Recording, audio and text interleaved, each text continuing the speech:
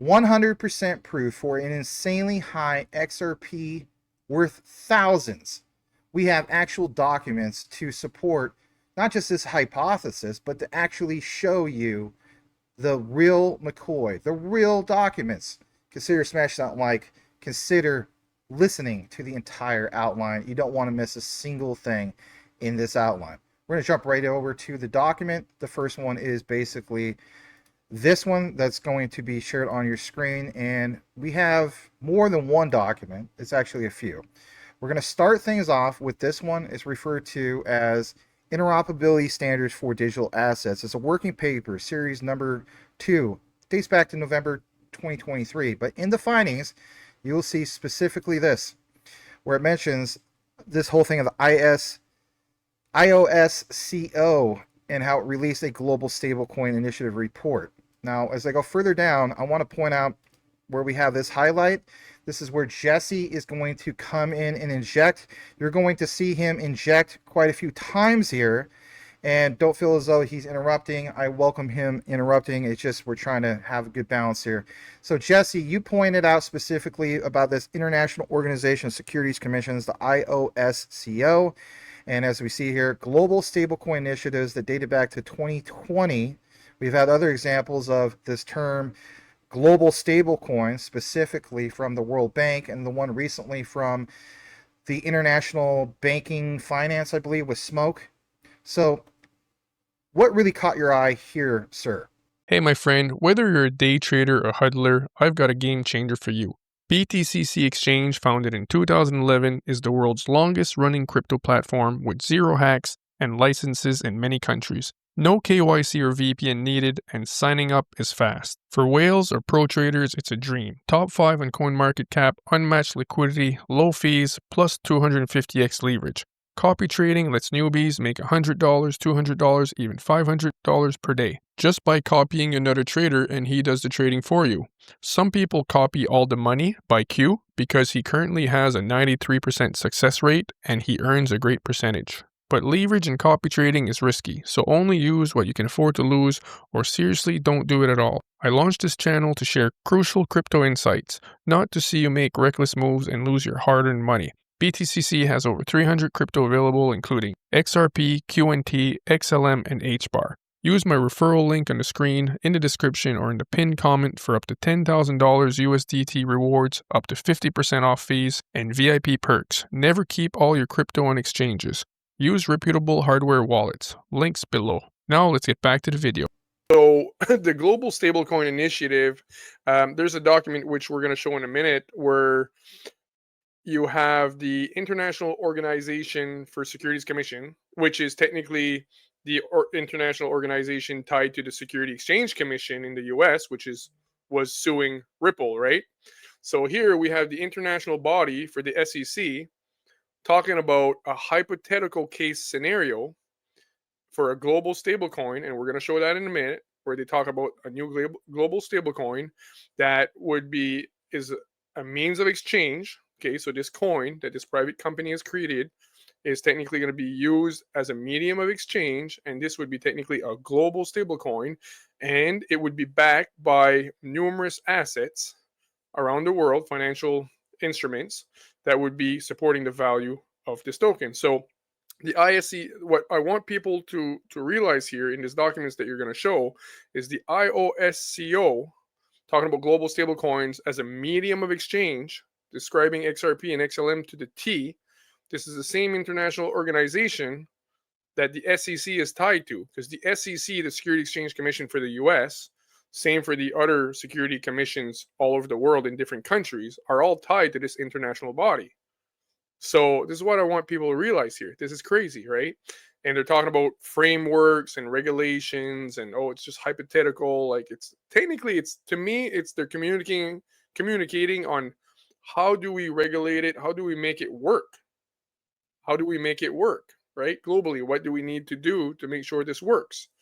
But at the same time, while they're supposed to sue them.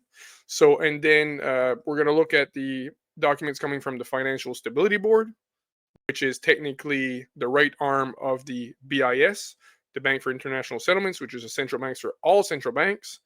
and they're going to talk about the Committee on Payments Markets Infrastructure, the CPMI, which is again the Bank for International Settlements, and they're going to talk about global stablecoin arrangements, and it's unreal. Like, it doesn't go higher level than that. But we've got some good stuff for you guys. I'm telling you, do not miss this video. I know I say that a lot, but you don't want to miss this one. Oh my goodness. Yeah, no, keep reading, my friend, if you don't mind. It's insane. Nope.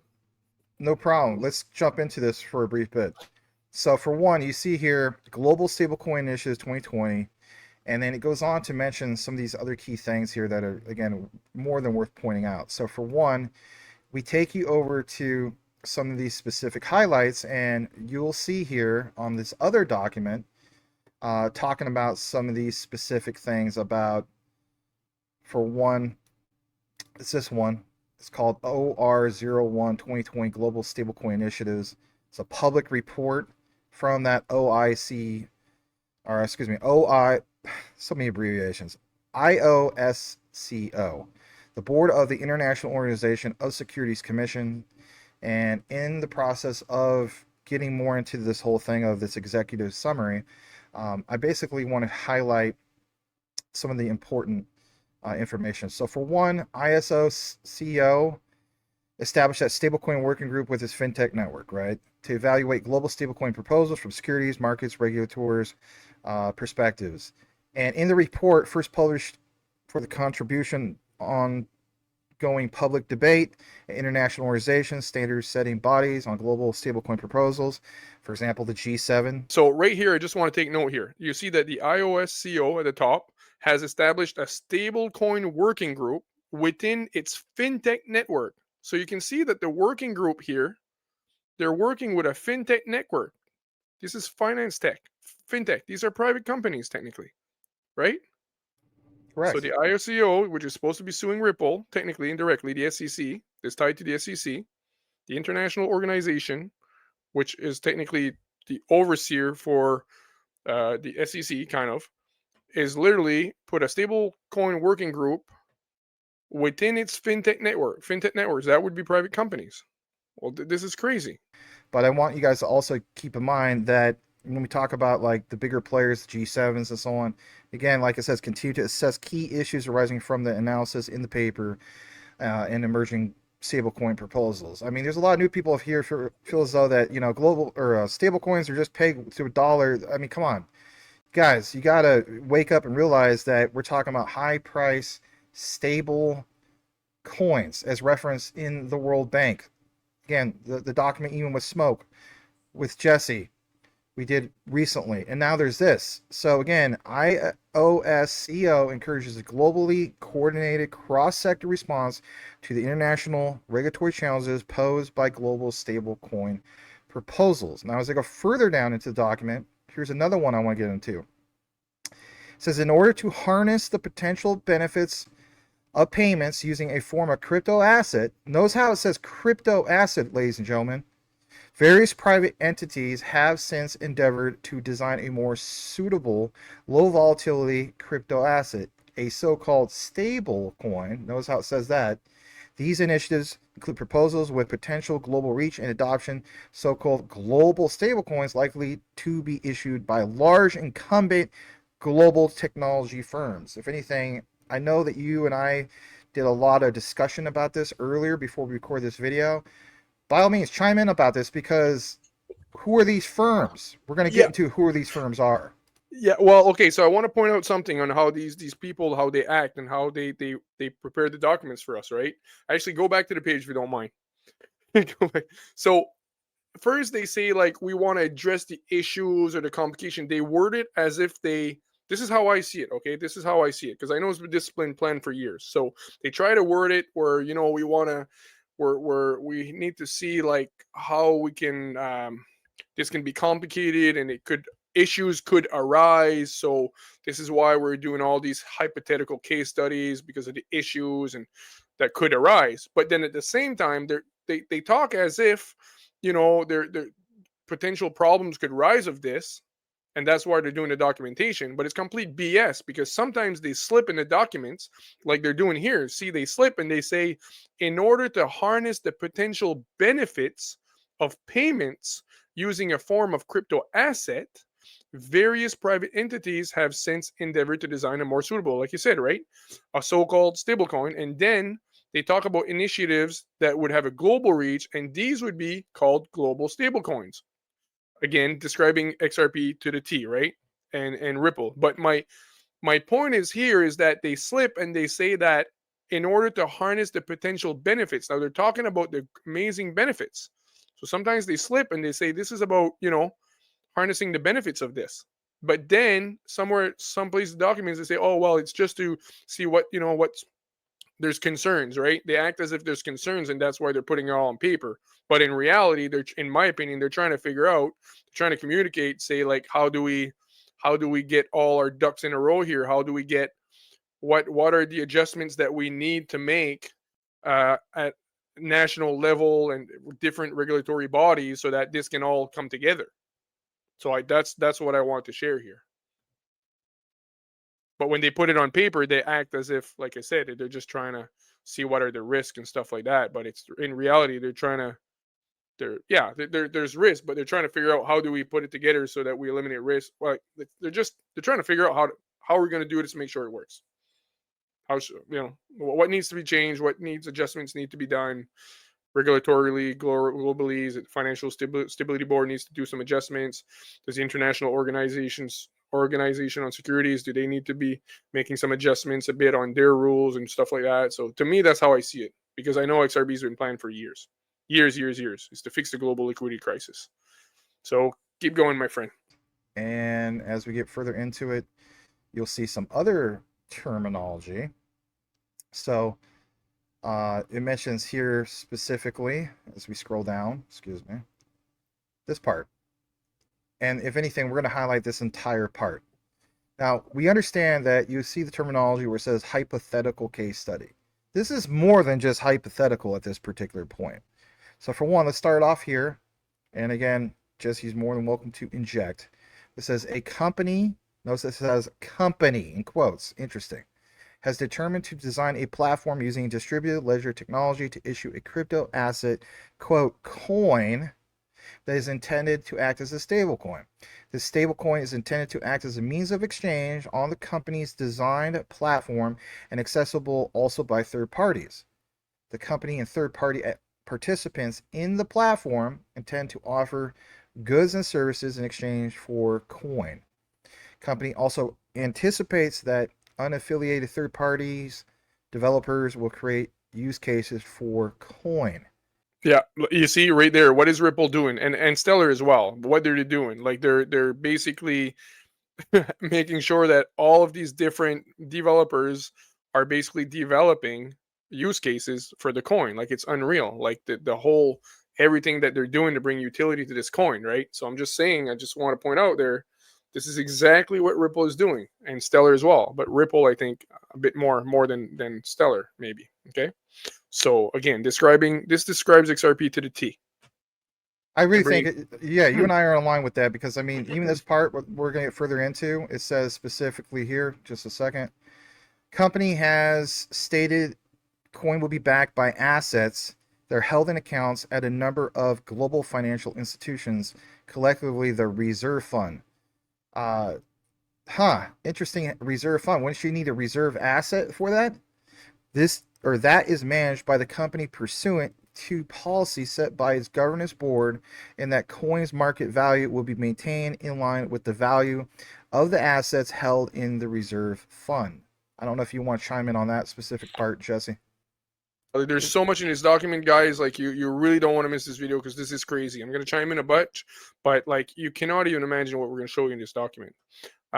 So company has stated that, okay, so the coins will be backed. They're going to be backed by assets that are held in accounts at a number of global financial institutions. These are not small institutions. These are global financial institutions. Maybe like central banks and the IMF and the World Bank and the DTCC, maybe, because these are global financial institutions. These are not a joke. Okay, this is not a little credit union there in your local village there. No. These are global financial institutions, and this is going to be called the reserve fund. And it says that the coin's market value will be maintained in line with the value of the assets held in a reserve fund. So imagine like all of the assets, and they're going to describe the assets later on. You're going to see they're talking debt instruments, which is the government debt. Government debt's like 150 to 200 trillion dollars. They're talking about sovereign debt instruments backing this coin. They're talking about other assets backing this coin as well, and on and on. And this is not a joke. Like sovereign debt alone is 200 trillion, my friends, 150 to 200 trillion. And we're going to show that in document. So they're saying that all the tokens in circulation are going to be equal to the value of these assets that are backing this token. And they, like I said, they're going to talk about debt instruments and other things too. But debt instruments alone is 200 trillion. Okay, so that's why like people need to understand like XRP is not your regular coin. You can't this is not a meme coin, okay? Like this I'm not crapping on memes or anything, but like you're talking about pegging the value of the world to an asset with a limited supply, and I don't care if it has 100 billion supply. I don't care, because this is the internet of value. Like this is crazy. This is an internet. I keep repeating that. This is an internet, guys. This is not a company. This is an internet. You have an internet protocol capturing the value, a token capturing the value of an internet protocol, the XRP ledger and the interledger protocol. So anyways, carry on, please, Max. No problem. And Jesse is 100% right on that. I mean, think about like, Google, the internet of information. We're going from that to what you're seeing in regard to value. But, we harped on that a few times. The other area we're going to get into is under the company's proposed ecosystem, the company will operate a permission blockchain. Notice how it says that. That will use a consensus mechanism. I mean, all these things basically are in line, specifically speaking with, obviously, with, Ripple and XRP. So for keeping a record of transactional and ownership information of the coin. Company has stated that the reserve fund will be managed with the goal of value preservation. Again, the terms. Is this another hint towards the internet of value? Could very well be. But that preservation and liquidity, who would lead the charge for liquidity? Ripple with their main product that doesn't get mentioned enough, on-demand liquidity. So you have the reserve fund will be composed of low volatility currencies, bank deposits, and look what it says here, and this is where Jesse's going to inject here in a bit, and sovereign debt instruments. By all means, inject. Yeah, right there. That's what I meant right here. So scroll back up a tiny bit. It's saying that the reserve fund, remember they said that the reserve fund is what's going to be, they said that the coins will be equal to the value of the reserve fund, right? Because the reserve fund is what is, they said all the assets that are backing the value of this coin is called the reserve fund. And then here they're going to describe to you what is the description of the reserve fund. What is the assets that are being held in this reserve fund? And they said the reserve fund will be composed of low volatility currencies. Okay, so this technically is likely fiat currencies, sovereign currencies, CBDCs, because they're low volatility currencies. Okay, so this is likely CBDCs. Well, hold on a second. I'm going to inject this real quick because in the cliff notes, look what it says here. It said it should be noted that this is not a full set of monetary policy tools because, if anything, when this was written, we didn't have any of those regulations yet, for one. And number two, look what it notes here, Jesse. We note that other initiatives are currently considering emerging stablecoin initiatives, developing definitions of the term stablecoin. Right. But does it mention like a basket? Literally, it does. Right here goes down to state that stablecoin can be defined as a crypto asset designed to maintain a stable value relative to another asset, typically a unit of currency or commodity. So back to your example about like, well, the SEC went after all this stuff, labeled Ripple as a security, but this basically is, it deviates from that, does it not? Because why would they go after something that's a commodity? And right after that, Jesse says, or a basket of assets. I don't know if you want to chime in on this one. Yeah, there's a lot here. So what I want people to understand is, yes, of course, just keep on the page. So yes, there are stablecoins. Stablecoin is basically something that's pegged to an asset that is relatively stable. You can have I understand that we have stablecoins, but here I want people to really take note that when these most powerful regulators in the world and central bankers are talking about a global stablecoin, I'm not talking about a stablecoin. I'm talking about a global stablecoin. They give it specific description. A global stablecoin is a means of exchange for cross-border. It's a means of exchange for cross-border, and it's backed by numerous assets globally. So I just want people to know, when they talk about global stablecoins, they're always saying that in order for it to be a global stablecoin, it has to be a means of exchange. It has to be used as a means of exchange. It means it has to be XLM or XRP. This is not a USD stablecoin. This is not a euro. In order for it to qualify as a global stablecoin, it has to have those medium of exchange. It has to be a medium of exchange. This is XRP. This is XRP. This is not a regular. This is not like, oh well, it's the RLUSD that's going to have a global reach. No. Or this is not, oh well, it's because it's going to be the USD, or it's going to be this currency and it's going to be used, it's going to go cross border. No. This is a specific coin that is used as a mediums of exchange. So only the coins that are used as a medium of exchange qualify as a global stablecoin. It's different than just a regular stablecoin. So just want to point that out. The global stablecoin always have the feature of having that medium of exchange. So I sound like a broken record, but I just want to point out too that it's saying that it's backed by stable currencies, relatively stable currencies, and sovereign debt instruments. And I think the other one, I can't remember, on a bit higher on the page there, it's being backed by something else. Sovereign debt, relatively stable currencies, and something else. So I mean, this is not a few $billion, my friends. You're talking trillions, because just the sovereign debt market is 150 trillion. But and then again, like you said, it's talking about their goal is to keep it relatively stable and liquid. Again, what is Ripple? On-demand liquidity. It's all about liquidity. It's the reason it was created, to fix the global liquidity crisis that the central bankers have been trying to fix for almost 20 years now. So yeah. So you can carry on, please. Yeah. Yeah, so there's this other area here that I think we want to highlight, obviously, about the sovereign debt instruments. Again, back to what Jesse was talking about. And we talk about, obviously, what's backed by all sorts of things, like certain things are backed by gold, but, debt, that's that example, what Jesse was mentioning about, where, literally trillions and trillions and trillions of dollars, right? So company expects that the financial instruments held in the reserve fund will be stable and liquid, and the value of which will be reflected in the total value of the outstanding number of coins. That right there, some people don't believe that Ripple with XRP could ever get to an incredibly high price. Think about it. Outstanding number of coins. All right, this other area we're going to jump down into. Yeah, just keep reading right there. Just read the whole. No, go up again and read the whole paragraph. Go back where you were and just keep reading, my friend. All right. So for one, look what it says here. Just read the whole thing. Yeah, I'm just going to let you read. I'm not going to cut you off. No, that's fine. Read everything. Yeah, company expects that there will be a number of other participants who will play a key role in the ecosystem and the coin. Notice how it says "and the coin." It doesn't say "coins," and it says "and the coin." These include intermediaries such as market makers, liquidity providers, and other authorized participants, quote, authorized participants who will play a central role in creating and redeeming the coin and making deposits to and receiving payments from the reserve fund. Okay, sorry. Just one sec. Sorry. I just want to point out here they're lying to you. When they're talking about creating and redeeming the coin, nobody's creating coins. They're already created. Okay?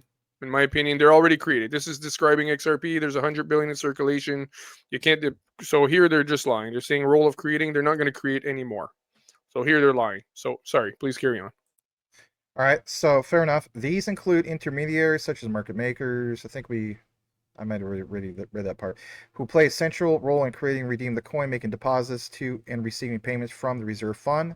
The role of these authorized participants would be for a stated purpose of maintaining the trading price of the coin at a value close to the value of the assets held in the reserve fund through the use of arbitrage.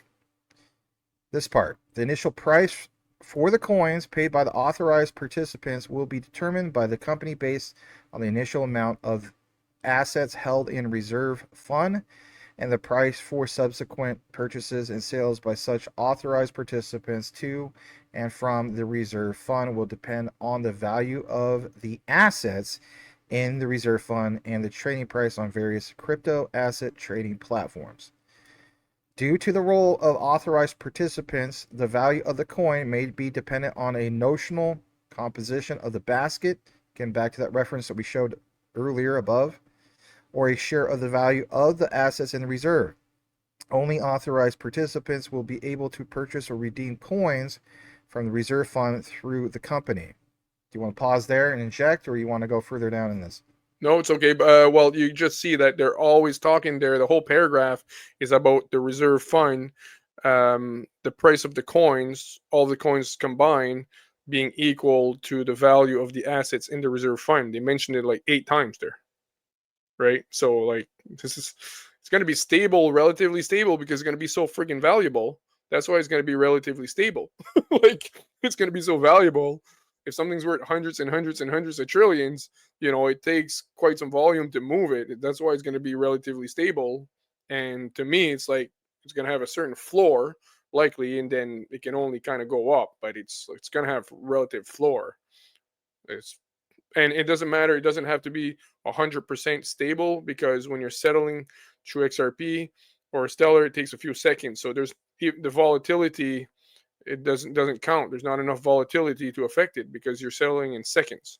And Brad Kimes, shout out to Brad Kimes, but Brad Garlinghouse even mentioned this years ago. He was saying like it doesn't matter even if it's crazy volatile. It doesn't matter because you're settling in seconds. You're not even feeling the volatility.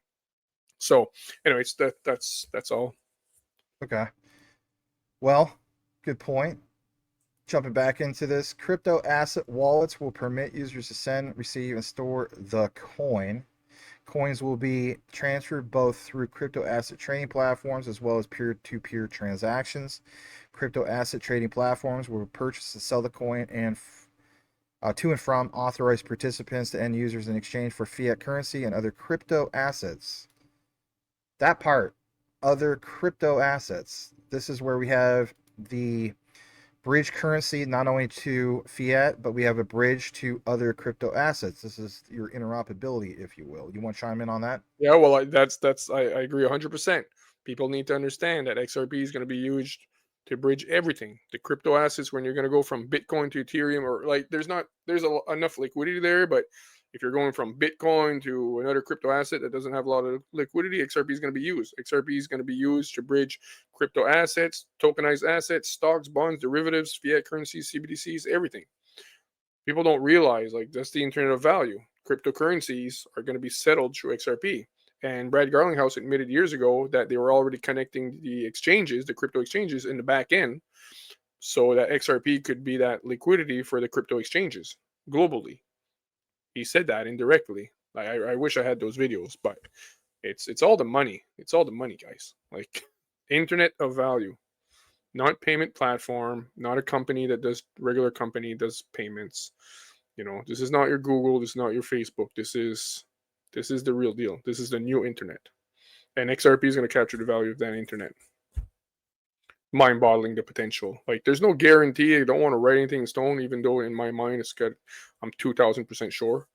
But the potential is absolutely ridiculous. Absolutely ridiculous.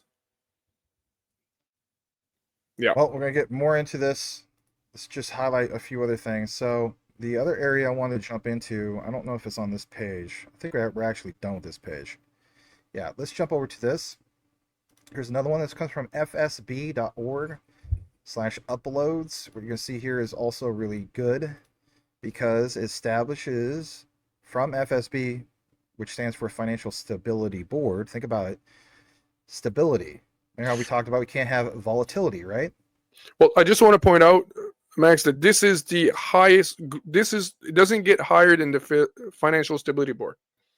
This is the right arm of the BIS. The BIS is the Bank for International Settlements. It's the central banks for all of the central banks in the world. They're all connected to the BIS, the Federal Reserve, the Hong Kong Monetary Authority, they're all connected to the BIS. Like I said, this is central banks of all central banks.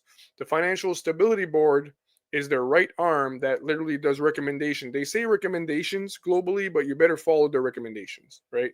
But this is the right arm of the BIS here. This is not, again, this is not your local credit union creating a report.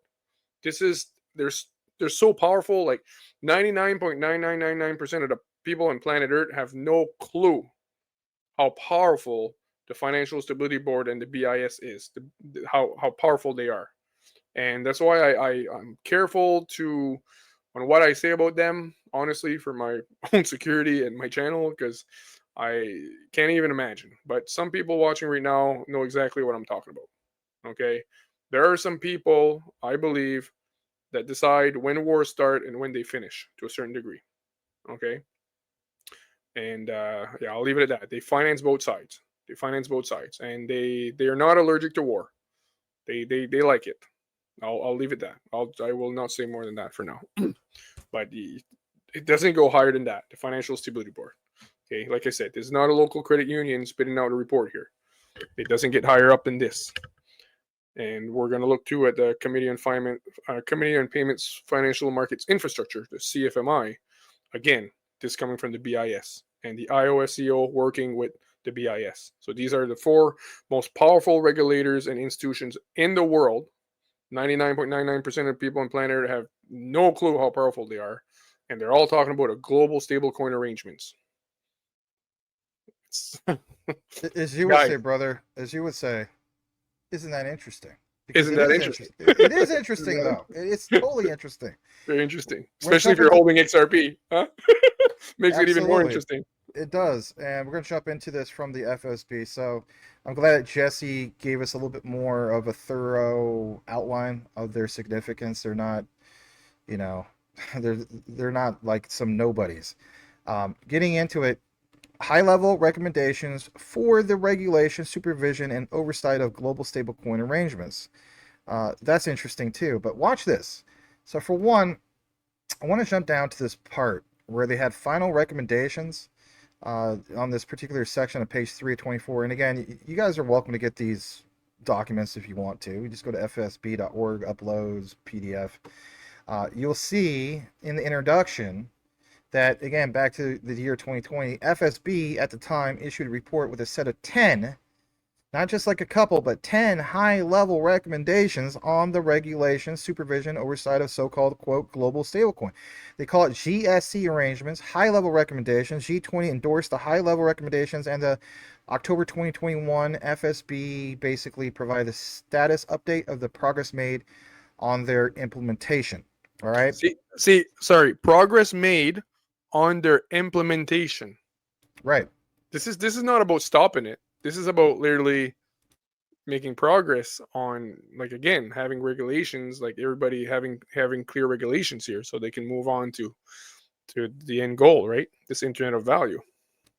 Well, I want to talk about this for a brief moment, for maybe 30 seconds. So, like, we've seen over the years, the pilots, like, you have the RLN, you have the RSN. All these pilots had to take place, but, to implement a new system. So the system was already implemented. Then, of course, you have to test it. I mean, even like with video games, you have, something that comes out in a private alpha. Then you have a public alpha. Then you have a private beta. Then you have a public beta. Then you have open betas. Why wouldn't the new financial system be any bit different? If anything, it would have even that much more weight, because this is literally dealing with a lot of money. So again, like, trust, you already have the value. Now we're going to test if we could trust this. So to me, this all matches up. And then, of course, the mandates for the messaging would be ISO 222, November 22nd, 2025, worldwide mandate. Why? Because it's already been implemented. So I want people to understand that what's been implemented compared to, like some people complain like, oh, I don't understand why the price isn't going crazy. For the same reason why you go down to a construction zone and they just build a brand new restaurant and nobody's in their restaurant for commerce, everybody. It's because commerce is not flowing into there yet. But once it's fully built and they have a grand opening, then, yeah, a boom happens. So I just want to put in like layman's perspectives, because there's a lot of people that are new to all this We just don't get that. And there's no knock on you guys, but we're trying to help you guys learn about what's important here. Well, it can't. It's out of anything that you're implementing here. This, regardless of any type of technology or anything in the world that you're implementing, when you're talking about the underlying infrastructure for a new financial system, like there's nothing that's gonna technically go slower than this, or that's gonna take time to make sure they get it right, because you're talking the underlying infrastructure of the world that we know. Like everything depends on sovereign currencies, government currencies, unfortunately. And like everything is, it starts with the CBDC, and then it starts from the government money, and from there, all of the different assets on top of that, where you're talking securities, stocks, bonds, derivatives, and everything goes on top of that. So you're talking about the plumbing of the plumbing of the plumbing here. Like you can't mess this up. This is why it's going to take time. This is why they've been planning and working on it for like 30 years. How I showed, the 1988 document from the Economist magazine talking about this new technology that would allow for a new global reserve currency, and described exactly what Ripple is doing. And it said that the IMF would be the best organization to manage this neutral bridge currency, or this neutral currency, or whatever, and so on. This, you're going back 1988 here. And then the year after is when David Short gets the patent, and he was working for the most powerful three-letter agency in the world at the time. So you can't put this together overnight, like, because if they mess it up, they lose control. The central bankers lose complete control if they don't get it right. So again, like, you're not, like you said, you're not, imagine the complexity and the testing that goes into a video game. Like, this is not a video game. Like, you're talking about the infrastructure for the world, the financial system infrastructure here, the plumbing of the plumbing. So it's normal that it's going to take 20, 25, 30 years to put it together. But right now we're there, because even the document that came from the Hyperledger Foundation, where they laid out the internal value, they showed from 2020 to 2025. In 2025, the central banks and the financial institutions were holding XRP. That was the end 2025. And then from there, we'd get even more use cases and so on. But we see that the ISO 20022 is going to be completely implemented. Cutoff is in a few months from now. So, I mean, we're there. Like, it's not financial advice, not a financial advisor, but it's not right now that I'll be selling any of my XRP. It's not the time for me to sell any of my XRP right now. I'll tell you that. And anyways, but Max, I was thinking, like, this is going to be a very, very long video, because we're going to talk about SA, settlement assets, in these documents, specifically talking about settlement assets as global stablecoins. And they mention SAs like 100 times, settlement assets. And we're going to go into this, like, a lot of stuff we want to show the community. So I don't know if you want to stop the video now and we'll do part 2, because it's going to be very long. We got crazy stuff to show them. Yeah, I think that's fair. We're gonna get more into some of this, and it's an actual BIS document that he's referring to for the Bank of International Settlements. So we'll just throw on a thumbnail, part 2, and you guys will see that. We do appreciate you guys tuning in for that. So simply just do us a solid, if you happen to listen to this entire outline, and type in part 1 if you listen to the entire outline, and then we'll get you part 2 as soon as possible. So we're going to go ahead and conclude this for now. And by all means, one more thing. If you're on my channel and you're not following Jesse over at Apex Crypto Consulting NFA, I'm going to keep saying it. I really don't know what you're doing. Really don't know, because he provides actual physical documents. Every single one of these documents they pulled up is not me. Maybe one of them. I don't know.